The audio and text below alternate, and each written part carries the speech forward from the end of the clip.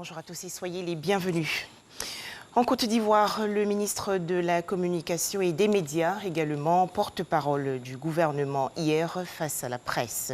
Sidi Timoko Touré s'est prononcé sur plusieurs sujets, notamment la célébration du 60e anniversaire de l'indépendance du pays, le 7 août dernier, et la candidature du président de la République, Alassane Ouattara. Nous allons revenir sur cette information dans le journal de 13h. Toujours en Côte d'Ivoire, 150 ex-migrants ont bénéficié récemment d'une formation à l'entrepreneuriat. Ce projet vise à les insérer dans le tissu économique, de retour bien sûr dans leur pays d'origine.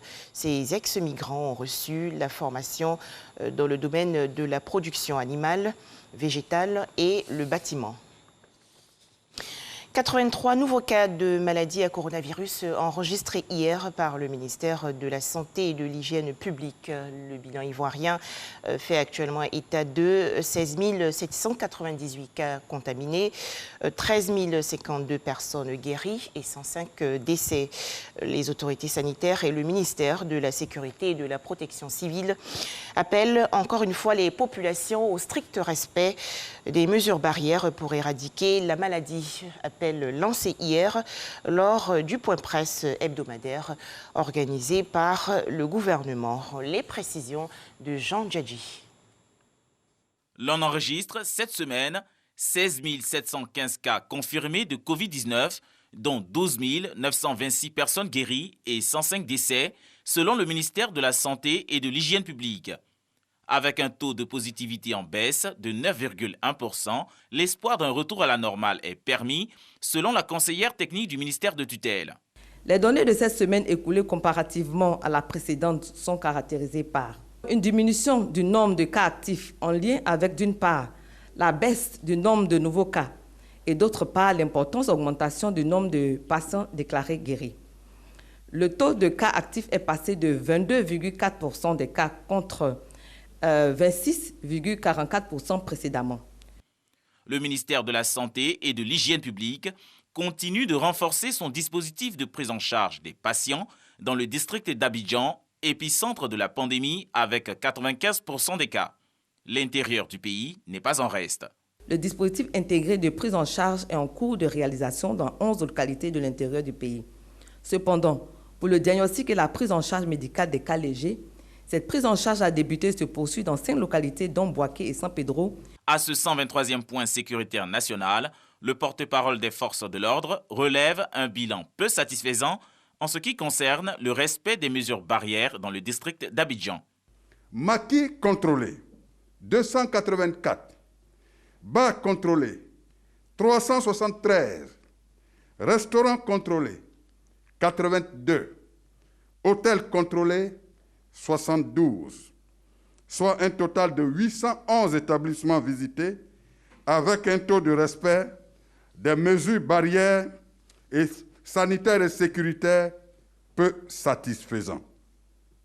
Le commissaire bleu Charlemagne interpelle par ailleurs les propriétaires de bars et boîtes de nuit sur le respect strict des mesures sanitaires, notamment la distanciation physique dans leurs locaux. Non-respect de la distanciation physique par endroit en raison du rétablissement malheureux des pistes de danse. Interpellons ce faisant les tenanciers, propriétaires et autres responsables de leurs associations distinguées qui ont négocié et obtenu après de longs mois de fermeture la réouverture par le Conseil national de sécurité de leurs différents établissements aux fins de vigilance civique. La lutte contre la propagation de la Covid-19 en Côte d'Ivoire nécessite une vigilance accrue des populations malgré la levée de certaines mesures jugées salutaires. À présent, l'actualité hors de chez nous.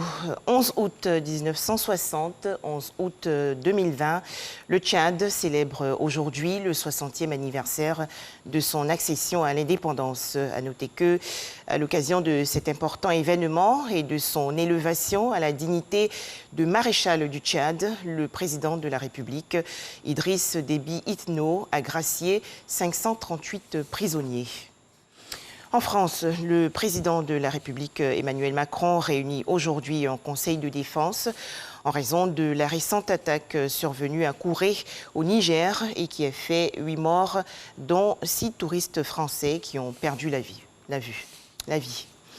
Enfin, au Liban, 6 jours après l'explosion sur le port de Beyrouth, la capitale, et qui a fait plus de 150 morts, le Premier ministre Hassan Diab et les membres du gouvernement ont officiellement démissionné. Annonce faite hier. À noter que les responsables des finances, de la justice, de la défense, de l'environnement et de l'information avaient déjà présenté leur démission. Merci de nous avoir suivis.